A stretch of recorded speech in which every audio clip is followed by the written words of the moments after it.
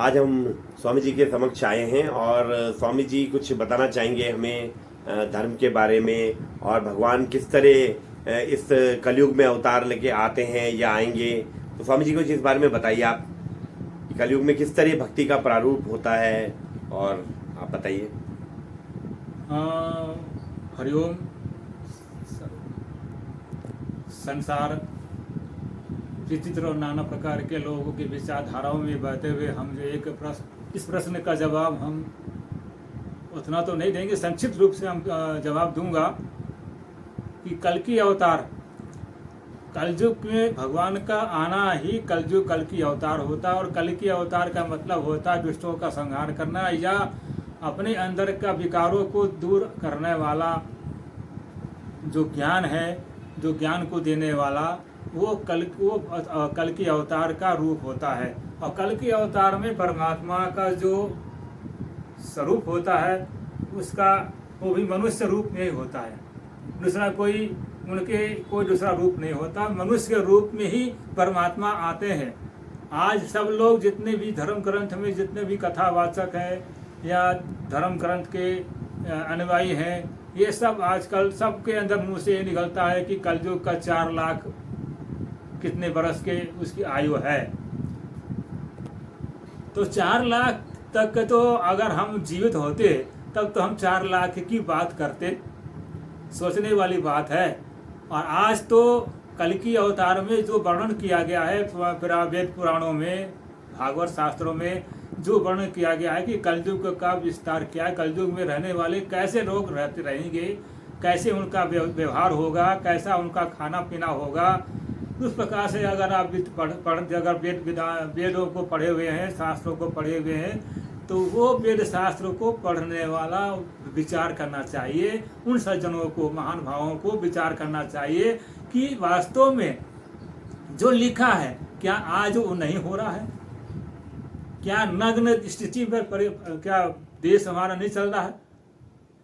क्या हमारा समाज में कुरीतियां भाव नहीं है? क्या एक दूसरे के प्रति हमारे अंदर में द्वेष भाव नहीं है?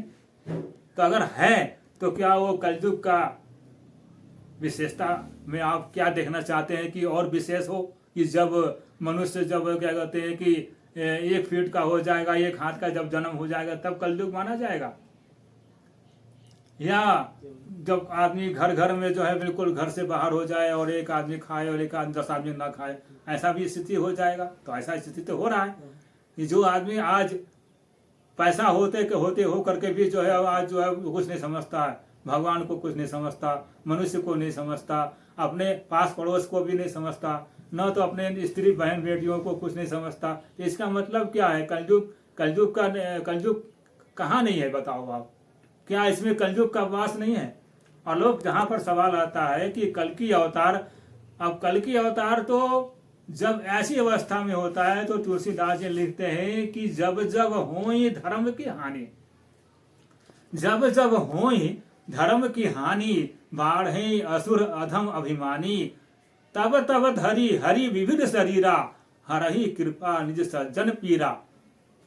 ठीक है, शास्त्रों में कलयुग की बात वाले तुलसीदास जी क्या लिखते हैं कि जब जब होई धर्म की हानि, बाढ़हि असुर अधम अभिमानी, तब तब धरी हरि विविध शरीरा, हरहि कृपा निधि सज्जन पीरा।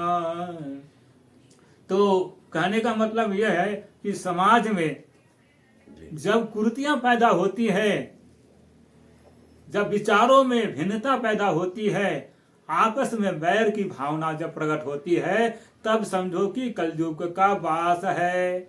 और जब कलयुग का वास होता है तो उसमें समझो कि परमात्मा भी आपके साथ नजदीक में है, परमात्मा भी आपके पास है और वो आया हुआ है।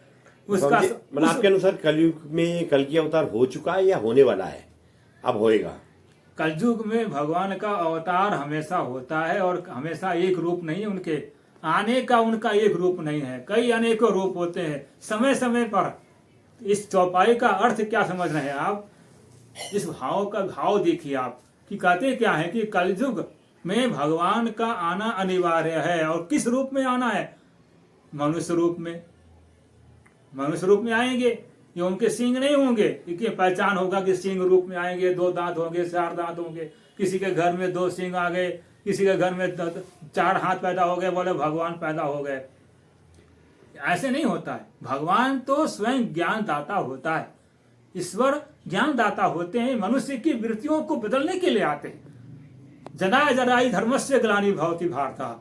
समय पर भगवान कृष्ण कहते हैं कि अर्जुन, समय पर जब धर्म की स्थापना करने के लिए मैं आता हूँ। क्यों आता हूँ? कि जब धर्म जो है लुप्त होता है, मनुष्य के अंदर भावनाओं में जब विकृति भावना आ जाती है, धर्म को जब वो अपने शोषण करता है, धर्म को शोषण करने का जब करता है, तब भगवान भी अवतार लेता है, जन्म लेता है। और कल की अवतार के पीछे अगर आप लोग कल की अवतार होगा तो 4 लाख जब पूरा होगा, तो 4 लाख जब पूरा होगा तब भगवान आएंगे, घोड़े पर आएंगे, संबल गांव में आएंगे। संबल गांव में जब आएंगे तब तक देते रहो, तब तक आप चले जाओगे, आने वाला पीढ़ी में चला जाएगा। फिर हम उस भगवान को क्या पहचानेंगे? क्या पहचान है भगवान की? जो हम कलयुग को नाश करने वाला होता है। कलयुग का नाश करने वाला त्रेता भी आया तो 5,000 वर्ष हुआ। 5,000 वर्ष के बाद फिर द्वापर आया। 5,000 साल द्वापर बीता तो कलयुग आया। तो आप लाख की बात कहाँ कर रहे हो?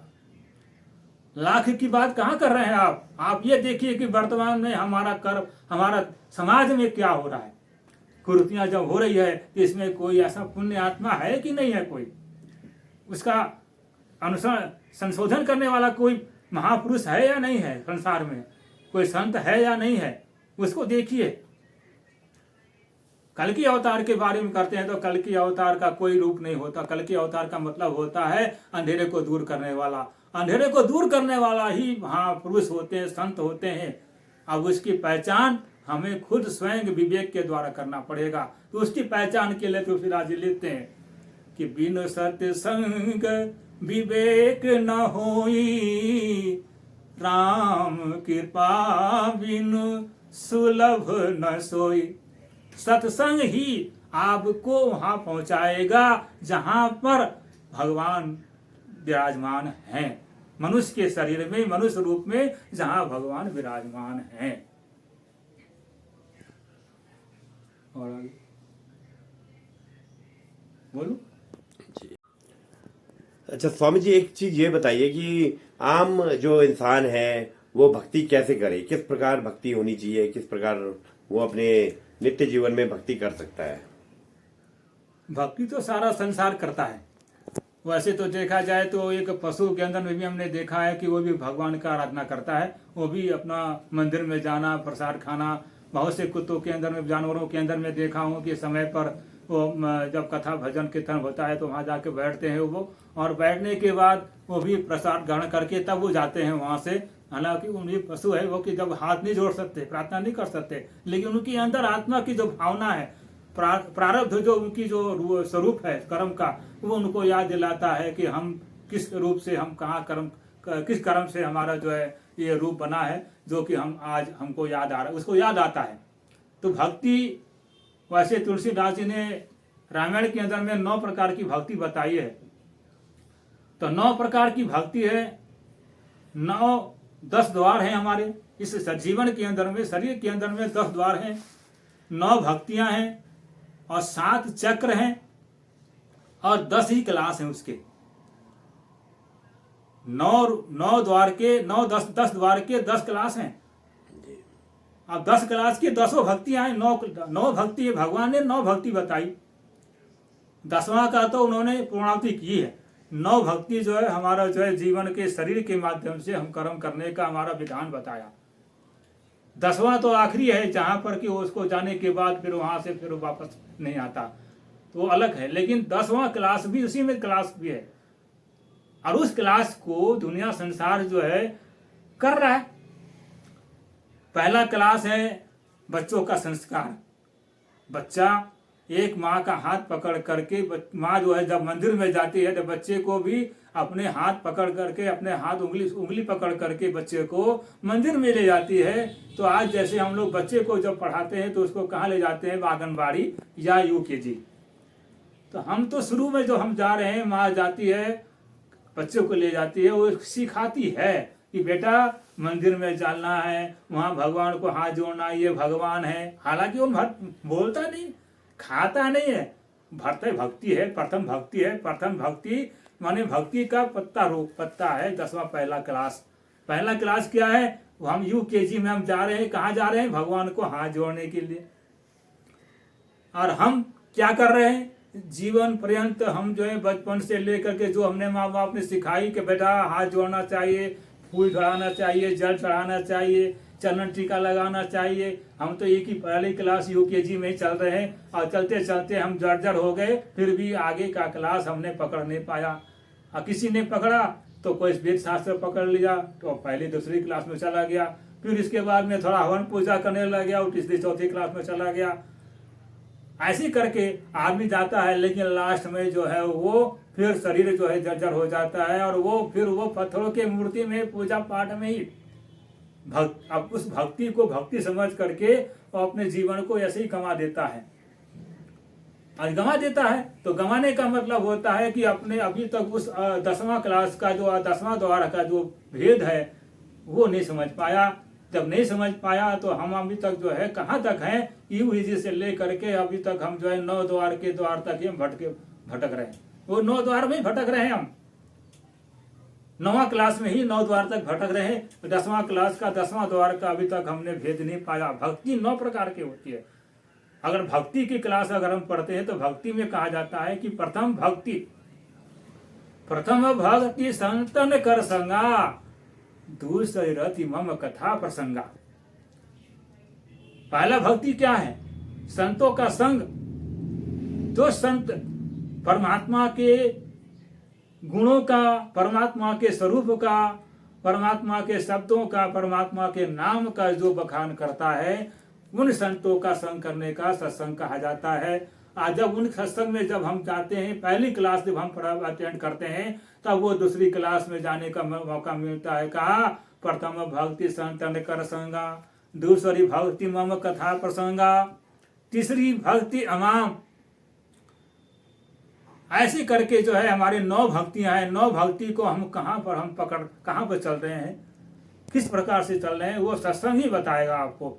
सत्संग ही आपको जो है उस माध्यम तक उस लक्ष्य को प्राप्त करवाएगा। तब जाकर के भक्ति ये साधारण संसार की जो है पूजा पाठ करना, ये भक्ति का का जो पेड़ का जो जड़ से जो पत्ते होते हैं, ये पत्ते, ये 9 प्रकार की जो भक्ति हैं, ये पत्तियां हैं। ये पत्ती हैं, पत्तियों पर हम चल रहे हैं। आज इस पत्ती पर चल रहे हैं, कल उस पत्ती पर चल रहे हैं। अब ऐसा करके हम भक्ति का मार्ग को अपने भक्ति समझ रहे हैं। हम इसको असली भक्ति समझ रहे हैं कि हम जल चढ़ा दिया भगवान को, पूजा पाठ कर दिया, बेलपत्र चढ़ा दिया, भांग धतूरा चढ़ा दिया, फूल चढ़ा दिया, चंदन टीका लगा दी, सजा दी। ये भक्ति है, भक्ति का रूप है। लेकिन असली भक्ति वह है जो कहा जाता है कि जो सेवरी ने प्राप्त करी, प्रहलाद ने प्राप्त किया, मीराबाई ने प्राप्त की।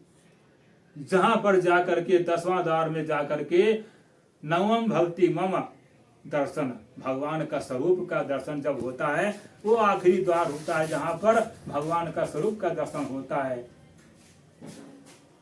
इसके अंदर में बड़े प्रकार की हमारे प्रकार भक्ति के तो बहुत कुछ है इसमें, लेकिन हम संक्षेप में दे रहा हूं कि आपको सत्संग के बिना उस भक्ति का हमें कोई ज्ञान नहीं होगा। और परमात्मा का रास्ता भी भक्ति से ही, सत्संग से ही मिलेगा। उस सत्संग रूपी भक्ति से जब हम गोता लगाएंगे, तब जाकर के हमें उस 9 भक्ति का 10वां द्वार का हमें भेद तब खुलेगा, जब हम सत्संग का अनुसरण करेंगे, संतों के संग जाएंगे और महापुरुषों के चरणों में और उनका आशीर्वाद जब हम प्राप्त करेंगे, तब हमें जो है भक्ति का, आनंद का, स्वरूप का, ज्ञान का बोध होगा।